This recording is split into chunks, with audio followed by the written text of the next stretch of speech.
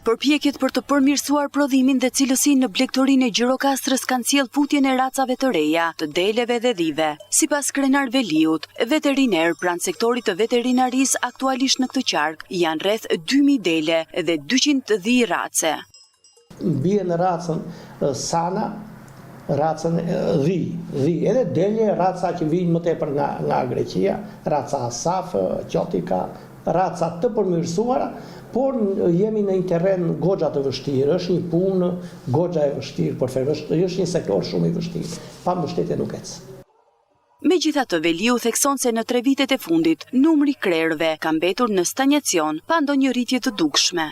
Ka pas një stagnacion, një qëndrim numri të krerëve dhe kjo si rezultat i rritjes së çmimit të qumushit, rritja e qumushit të çmimit dhe të mishit, krijoi një ndjenjë për ta mbajtur të blegtorinë, që është pasuri kombëtare.